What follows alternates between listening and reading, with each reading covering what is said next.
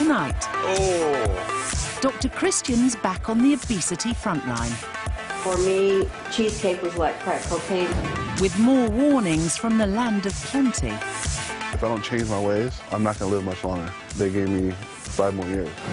In the feeding clinic, it's Supersize comfort eater Chris. For you, food seems to be a friend, but it's not. Stuff you in the back pretty quick. Versus Superskinny Nathan. I would like to eat more, but I just don't think I can possibly fit any more in my stomach. Plus, we're exploring the desperate world of life-threatening eating disorders. There are times when I look in the mirror and all I see is flab and rolls and curves. Because it's not what you're eating, it's what's eating you.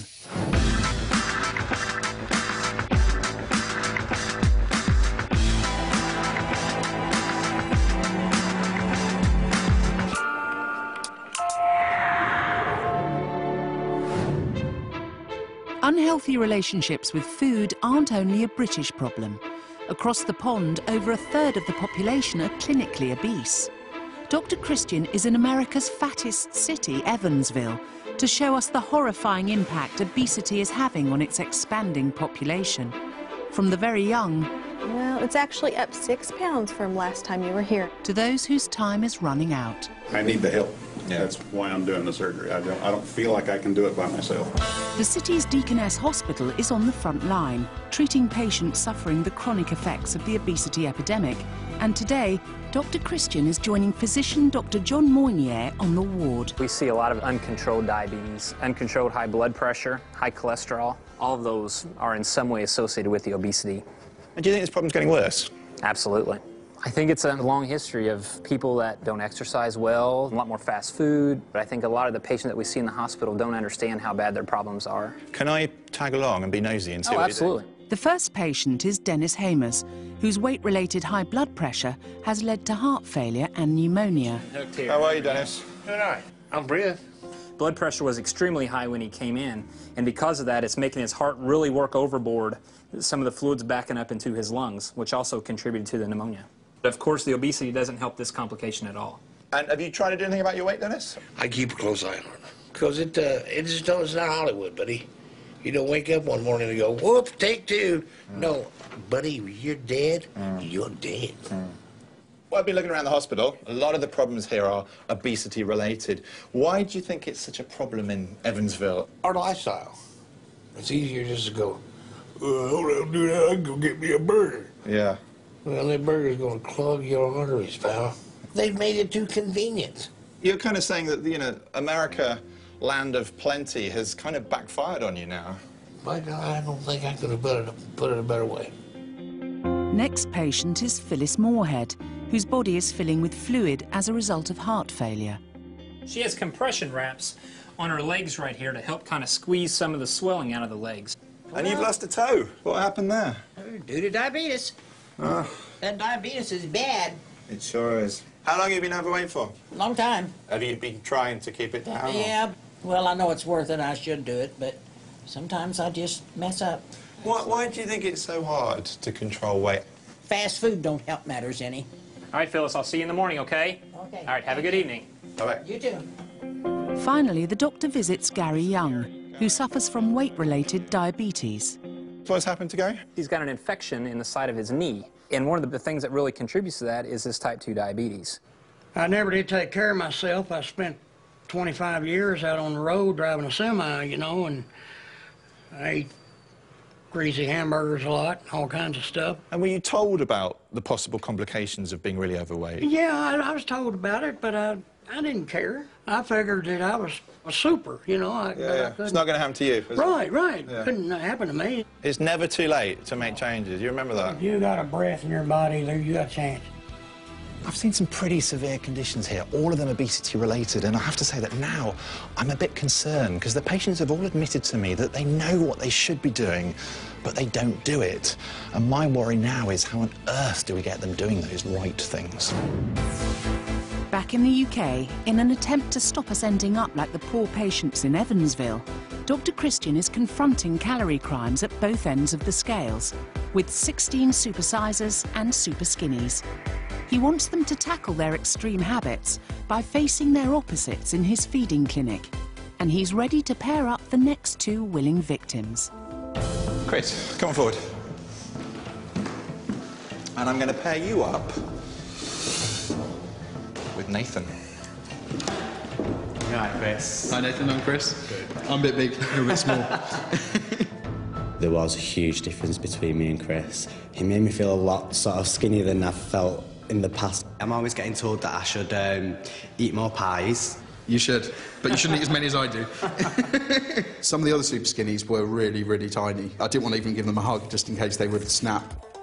Chris's main priority is food, and he'll go out of his way to get his hands on it, whereas Nathan will completely forget to eat unless someone brings his food for him.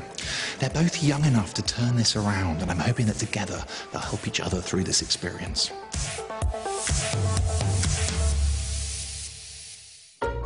26-year-old Chris Longley from Hampshire is a self-confessed takeaway junkie. Hi, can I order a large meaty pizza with extra cheese, extra bacon, extra sausage, with a garlic pizza bread, buffalo wings? It's Big Chris. With up to 12 takeaways a week, binge eater Chris is digesting nearly double his daily calorie limit. I'm definitely addicted to takeaway food. It's a compulsion. His £150-a-week habit is hitting his wallet and his waistline. Single Chris weighs in at over 24 stone, with a belt-busting 64-inch waist. Breakfast, I'll have cereal. And then on the way to work, I'll have a takeaway from a drive-through. And then I'll go to a petrol station, pick up a sandwich or a sausage roll or chocolate bars, crisps. And then I'll eat some of them on the way to work as well. But at lunchtime, I'll often go and pick up a quarter-pounder burger with fries. And once back to his parents' place, a home-cooked meal can still be followed by more takeaway. So this is kung po chicken in batter with egg fried rice, egg burger, ribs, prawn toast. You've got 3 meals there. He's out of control. It's not just about eating, it's about how he thinks about food and how he sees food. 9 years ago, Chris was around 15 stone. But through breaking up with his fiancée and a spell working abroad, Chris piled on nearly 10 stone in weight and was diagnosed with binge eating disorder. I think food's become the way that I control my feelings. So instead of actually reacting to things, I tend to eat. Embarrassed by the binge eating he feels unable to control, Chris is becoming increasingly reclusive. I like eating on my own, in the car especially, just because it's solitary. Nobody can judge me for what I'm eating. When I look in the mirror, I see 2 or 3 times a normal person. I just feel like a blob. Chris's dangerous diet is certainly damaging his chances of rekindling his love life, but that may be the least of his worries.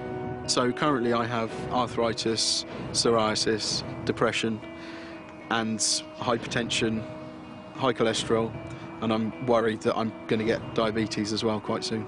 Even with all of those illnesses, it still hasn't managed to stop me from eating as much as I do.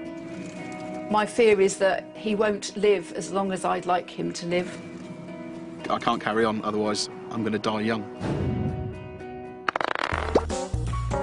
21-year-old hairdresser Nathan Smith feels he's simply too busy for food. My biggest problem is having time to eat. When I am in the salon, there's no way I can stop a colour halfway through just to go and grab a bite of my sandwich. It just is an inconvenience. As a result, meal-dodging Nathan weighs just 8 stone 5, and it's no surprise his skinny frame is starting to get unwelcome attention. I do get the odd comment off a client. You're so slim, you're so tiny, why don't you eat more? Get some chips and gravy down you. But when it comes to his daily diet, variety isn't the spice of life for undernourished Nathan. Pretty much everything I eat is quick and easy. In the morning it will be a bowl of cereal. Then through the day I will try and snack on a few biscuits or a bit of chocolate. Say I've got 5 minutes in between clients where they're being shampooed, so it's a case of just grabbing one of them. The only decent meal he has is the lunch his gran brings in every day. What have you made me today? Ham and cheese. I do worry. Some days I put quite a lot in the bag. See you later. Otherwise it worries me that he's just not going to bother eating at all. And once single Nathan gets home, with Gran not around, his diet leaves a lot to be desired. Dinner is out of a packet pretty much every night. I do tend to eat the same things on a daily basis. I would like to eat more, but I just don't think I can possibly fit any more in my stomach. But Nathan's now getting sick of his bony body. My last boyfriend, he was a dancer and he had an amazing physique. I did compare myself to him a lot. It did make me realise I was a very skinny person. I felt a little bit daft, a bit more unattractive, and perhaps wasn't happy with my own body. I am only 21 years old. I want this to be the start of my life and perhaps my happiness. Coming up, Dr. Christian sends Chris to learn lessons from his American counterpart. My name is Joseph Amador. I'm 30 years old and I'm 32 stone. The doctors have told me my lifespan is going to be about 35. I would have never thought that eating food would have done that to me.